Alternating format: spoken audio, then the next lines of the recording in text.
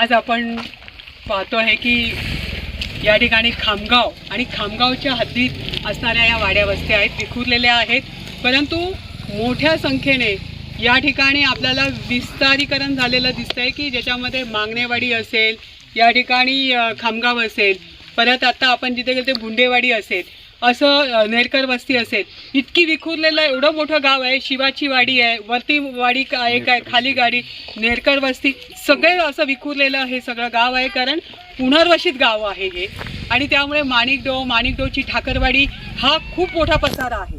आणि या पसाऱ्यामध्ये 2002ला ज्यावेळी मी पहिल्यांदा जिल्हा परिषदेला उभी राहिली तेव्हा माझ्याकडे हा मतदारसंघ आला आणि मांगणेवाडी इथून माझ्या विजयाची सुरुवात झाली. सगळ्यात पहिलं त्या वाडीत जाऊन मी आशीर्वाद घेतला आणि सगळ्यांनी माझ्यावर इतका विश्वास टाकला की या मतदारसंघाने मला भरभरून मतदान केलं. आणि मी त्यावेळेला नुकतीच मुंबईमधून थेट इथे फॉर्म भरून आली होती. मला अभिमान आहे या वाडीचा, कारण या ठिकाणी शाबीरभाई शेख यांच्या बोटाला धरून राजकारणात येणारा आमचा अवी असेल, या ठिकाणी अशोक शेठ गोलक हे देखील नेतृत्व करतात काँग्रेसचं, त्यांचा देखील आशीर्वाद असेल, त्यांची मुलं देखील आता आज सारंग या ठिकाणी आहे. सगळं कामं करत असताना आहेर परिवाराने तेव्हापासून, म्हणजे जो मूळ रस्ता आपण जिथून आता आलो, तर आहेर परिवाराने देखील आपलं योगदान दिलेलं आहे. जसं या ठिकाणी आता नवीन स्मशानभूमी ज्यांना करायची आहे, जे लोकांची मनं कुशलित करतायत, माझी त्यांना सांगणं आहे की लोक जोडायला शिका, साखळी करायला शिका, एकजुटीचा विडा हातात घ्या. गावामध्ये राजकारणामध्ये पुढे येण्यासाठी किंवा आपल्याला स्वतःला मोठं म्हणून घेण्यासाठी ही जर अशी घाणेरडी प्रवृत्ती तुम्ही आणत असाल तर ती कुठेतरी थांबली पाहिजे. कारण तुम्ही पाहिलं आहे की नारंगाव या ठिकाणी उभी राहिलेली जी गॅस शवदायनी आहे त्याच्यामध्ये संपूर्ण तालुकाच नाही तर आंबेगाव तालुक्यातले सुद्धा करोनासारख्या काळामध्ये आपण त्या ठिकाणी विधी केलेले आहेत. आणि मग त्याचाच परिपाकमधून आळ्यामधून जेव्हा मागणी झाली प्रसन्नांची, तिथे सुद्धा आपण उभी केली आहे. आता सगळे जागे झाले, पण त्या काळामध्ये ग्रामीणमध्ये उभी राहिलेली ती एकमेव गॅस चौदाणी होती. माझा तुम्हाला सगळ्यांना विनंती आहे की जे काही करायचं आहे गावाचं वैभव म्हणून करा, गावाचा विकास म्हणून करा, गाव एक म्हणून करा. या ठिकाणी झालेल्या स्मशानभूमीला अजून किती मोठं स्वरूप, आता जसं ह्या पांडुदादांनी स्वतःच्या शेताच्या बाजूला काही रस्ता जागा नाही आहे तर त्यांनी सांगितलं ही सुद्धा जमीन, मी त्यावेळी म्हटले की 22 वर्ष झाले मी निवडून आले आणि त्यावेळेला अविनाशच्या आजीची दशक्याविधी होती आणि अशोक शेट्टी सांगितलं की ज्या आहेर परिवाराने इतक्या वेळा योगदान दिलं आहे त्यांना आत्ता जर त्यांनी मनात आणलं तर होऊ शकतं. मी म्हटलं होऊ शकतं, मग होत का नाही आहे, ते झालं पाहिजे. कारण आयुष्यभर खस्ता खाणारी माणसं जेव्हा जातात त्यांचे पै पाहुणे येतात. आतासुद्धा आपण उन्हात उभे आहोत आणि म्हणून आडोसा पाहिजे, विधीची जागा चांगली पाहिजे आणि मग त्या ठिकाणी ते परिपूर्ण करून घेण्याची जबाबदारी अशोक शेट्टी घेतली, देणाऱ्या पांडू शेट्टी देखील दिलं. आज या ठिकाणी आपण साखव केला तर निश्चितपणाने चांगल्या पद्धतीचं काम आणि बैठकीला सुद्धा या स्मशानभूमीला आकार येईल. माझ्या आदिवासी बांधवांना हात जोडून विनंती आहे की तुम्ही सर्व दुधात साखरेत मिसळावं असे ह्या गावातच नाही तर ह्या तालुक्यातच नाही तर देशभरात तुम्ही सगळे एकत्रित येऊन सगळं काही करतात. ह्या देशाच्या राष्ट्रपतीसुद्धा आपल्या समाजाचा आहे, आपल्याला सार्थ अभिमान आहे. या ठिकाणी देशाचे पंतप्रधान नरेंद्र मोदी यांनी मनात आणलं की गावोगावी माझ्या खेडोपाडी असणारी जलजीवन मिशनची योजना, महिलेच्या डोक्यावरचा हंडा खाली आणत असताना एक घर जरी असेल तर त्या घराला कोंडाळी मिळाली पाहिजे, त्या महिलेला समाधान मिळालं पाहिजे. जसं उज्ज्वलची योजना आहे तशी ही योजना माझ्या माता भगिनींसाठी पाहिजे की धुराने डोळे हे होतात, त्यांना कोणी बघत नाही, महिला स्वतःकडे लक्ष देत नाही. त्याच पद्धतीने 140 योजना आहेत, परंतु त्याच्यामध्ये जर PM किसान, जो किसान प्रत्येक शेतकऱ्याला वाटतं जन्माला घातलेल्या मुलाची आपण मनी ऑर्डरची वाट बघत नाही, पण मोदीजींनी माझ्या खात्यावर पैसे टाकले की नाही हे पाहण्याचं काम आज जवळजवळ 64,000 वाणीसाहेब तुम्हीच त्याचे खऱ्या अर्थाने आमच्या पाठी लागून काम करून घेणारे दिलीप गांजळे, ज्यांनी मला सतत या जिल्ह्यामध्ये 13 तालुक्यात आपला नंबर 1 नंबरला आहे. याचं कारण दर महिन्याला 2 महिन्यांनी तुम्ही जागे होता, कुठेतरी जर नोंदणी झाली नाही, नवीन जोडला जात नाही म्हणून आपण कलेक्टर ऑफिसपर्यंत गेलो आणि त्याचाच परिपाक म्हणून एवढ्या शेतकऱ्यांना लाभ मिळतोय. त्याच पद्धतीने उज्ज्वलमधून देखील सगळ्या घरोघरी आमच्या आदिवासी भगिनीच्या घरातसुद्धा त्या ठिकाणी गॅस असला पाहिजे ही भूमिका त्यांची. आणि आत्तासुद्धा जलजीवनचं जे काम झालं ते 4.5 कोटीचं काम विखुरलेल्या गावात, जसं एडगावमध्ये आपण पुन्हा नव्याने त्या ठिकाणी असणारी भोरवाडी तिथे राहिलेला जो एरिया जेवढ्या काही वस्त्या होत्या त्या ॲड केल्या आणि पुन्हा ते एस्टिमेट वाढवलं. त्याच ठिकाणी आपण जाधववाडी आणि सुलतानपूर हे राहिले होते, तिथले सरपंच तिथे मिटिंगला आणले आणि त्या ठिकाणी आता ते पूर्णत्वाला येऊन टेंडर प्रोसेसमध्ये टेंडर आता ओपन होईल.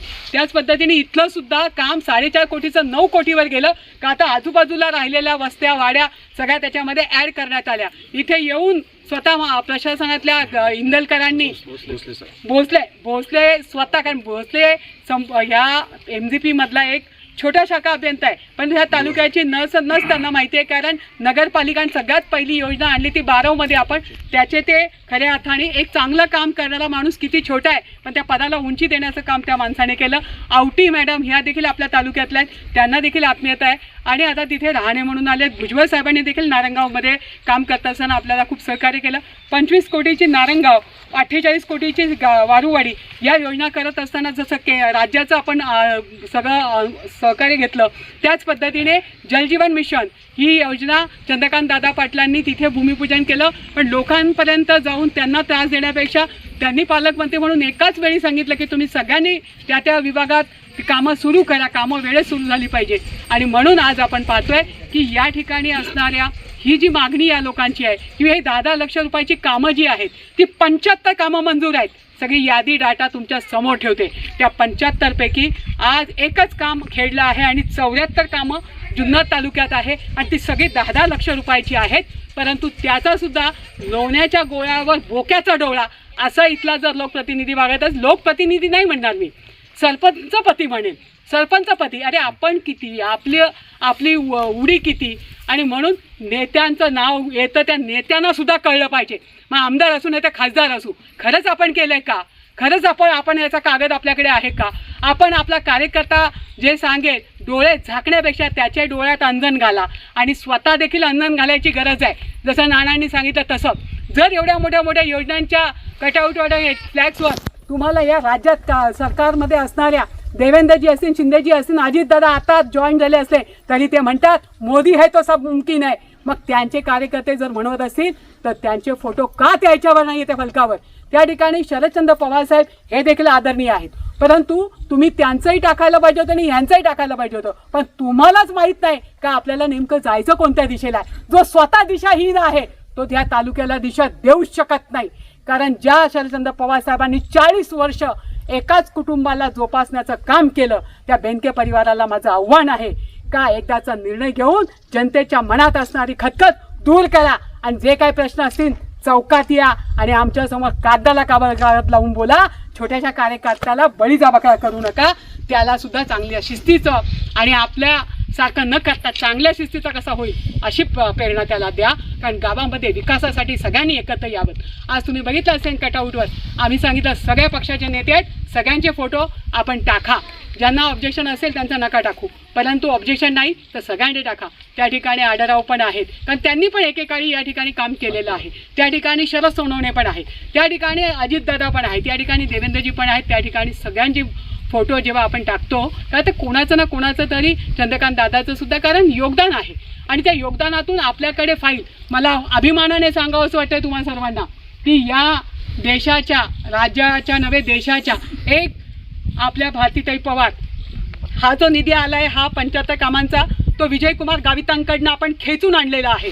74 कामं त्यात टापली आहेत, परंतु त्या राज्याच्या मंत्र्याने आपल्याला ज्या पद्धतीने न्याय दिला त्याच पद्धतीने या ठिकाणी देशाच्या पंतप्रधानांनी भारतीताई पवार यांना आता नुसतं आरोग्य नाही तर आदिवासी विकास, त्यांच्या आदिवासीचं देखील त्यांना कॅबिनेट मंत्री कार्यभार दिलेला आहे. त्या कार्यभाराला त्यांनी स्वीकारलेला आहे. त्यामुळे लवकरच येणाऱ्या महिन्यामध्ये आपण ताईंना या विभागात आणणार आहे आणि भारतीताई पवार ज्या वेळेला या विभागात येतील तुमची काय प्रमुख म्हणून मी मगाशी म्हटलं भाऊ तू साकवची काळजी करू नको, तो माझ्या पहिल्या यादीतच गेलाय. परंतु आणखीन मोठी कामं जी आहे जसं दारा घाटासाठी आपण त्या ठिकाणी मागणी करतोय, त्या ठिकाणी असणाऱ्या अकोले आणि जुन्नर ह्या रस्त्यासाठी आपण देवेंद्रजींनी कबूल केलं की 125 कोटी रुपये खर्च आला तरी आपण ताई करू. तिकडून वैभव पिचड आणि इकडून माझी मागणी आहे आणि गायकर वगैरे सगळे तिथली लोक, वायजी गायकर ते सगळे तिकडे गेले होते. त्यांनी सुद्धा सांगितल्यानंतर 2 महिन्यापूर्वी आपण पत्रव्यवहार करून गेल्या महिन्यात देवेंद्र फडणवीसांसोबत मीटिंग करून त्यांच्याशी देखील पत्रव्यवहार करून की साहेब याला निधी उपलब्ध करून द्या, आणि साहेबांनी देखील शब्द दिला. आज सुद्धा मी सांगू इच्छिते की आता जे काही रखडलेली कामं आहेत, पडद्यामागे काही चालणार नाही. पडद्याच्या समोर येऊन त्याचं प्रोसेडिंग दाखवून आपण काय करतो आहोत त्याचा कागद दाखवल्याशिवाय, कागद बोलतो माणूस बोलून चालत नाही. आणि जर काय कोणी अशा पद्धतीचं घाणेरडं राजकारण करून गावातली एकीला भंग करत असेल तर त्याला कोणीही माफी करणार नाही. जनता सुज्ञान आहे, प्रत्येक नागरिक सुज्ञान आहे. त्यांनी माझ्यावर आजपर्यंत प्रेम केलं आहे, भविष्यात देखील त्यांचं प्रेम आणखी दुगुणित व्हावं आणि निश्चितपणाने ते दुगुणित होईल हा विश्वास मला आहे. या ठिकाणी आपण बोलवलात, ज्या पद्धतीने मानसन्मान केला, आणि या ठिकाणी आपण हा छोटेखानी कार्यक्रम घेत असतो तरी उद्घाटनाचे कार्यक्रम मोठे होतील, आणि त्या असणाऱ्या आपल्या साखवचा देखील कार्यक्रम करत असताना आपण निश्चितपणाने मंत्री महोदयांना आमंत्रित करू आणि यातले अनेक प्रश्न आपण सोडवू. कारण मागणेवाडी मी कधीच विसरू शकत नाही. कारण मागणेवाडी माझ्या जीवनाच्या, राजकीय जीवनाच्या, मुंबई सोडल्यानंतर इथे आल्यानंतर, मुंबईत मी भाजपची होती पण इथे आल्यानंतर शिवसेनेचा जेव्हा हातात भगवा घेतला तर त्या वाडीतून सुरुवात झाली. ती वाडी मी कधी विसरू शकत नाही, या गावाला मी कधी विसरू शकत नाही. म्हणून खामगाव आणि पंचकोशीत जी कामं तुम्ही मागाल ती दिली जातील, काळजी करू नका. सरपंच माझी झाला असता तर आजी इतकी ताकद, जो ज्यांनी मागेल त्यांना दिलं जाईल, एवढी भावना व्यक्त करत असताना या राज्याचे मुख्यमंत्री यांनी आता महिला शक्तीकरण, महिला बचत गटांचं शक्तीकरणाचा कार्यक्रम मुंबईमध्ये ठेवलेला आहे. आणि निश्चितपणाने त्या महिला संघ जे गावागावात उभे राहिलेत आणि जवळजवळ 15,000च्या पुढे संख्या ह्या जुन्नर तालुक्याची गेली आहे, त्यांच्यासाठी एक नवी पर्वणी येते आहे. आणि त्याचबरोबर अनेक योजनांमध्ये 30 लाख रुपयापर्यंत जेव्हा महिलांना सुद्धा उद्योगधंदा करायचा असेल तर 1 रुपयासुद्धा त्यांना व्याज दर लागणार नाही. अशा पद्धतीने 3 वर्ष 5 वर्षाची त्यांना मुदत दिली जाते. अशा एक ना अनेक योजना प्रत्येकासाठी आहेत. त्याचा लाभ निश्चित आपण घेण्यासाठी तुम्ही आमच्याकडे आलात तर आम्ही तो देऊ, अशी देखील भावना या ठिकाणी व्यक्त करते आणि माझ्या शब्दांना विराम देते.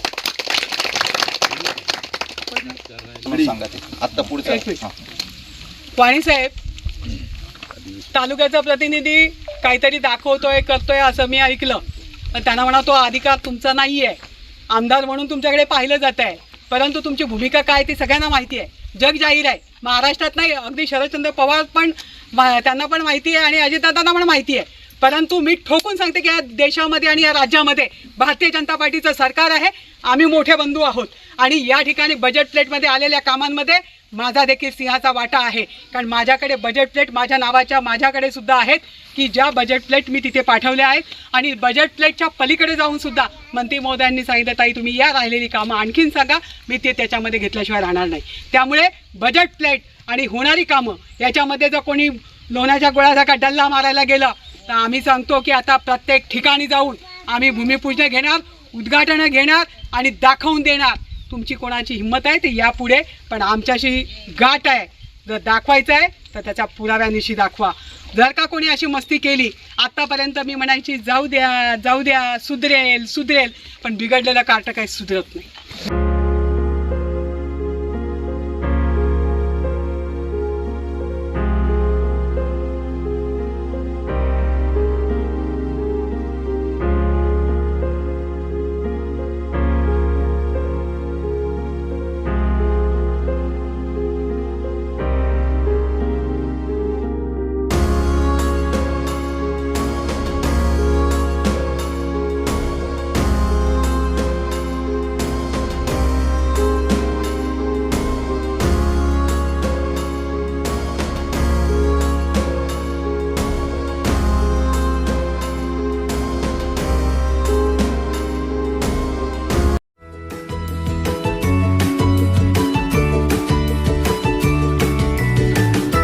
बातम्या शेतीच्या, बातम्या मातीच्या, बातम्या अन्यायाच्या, गुन्हेगारीच्या,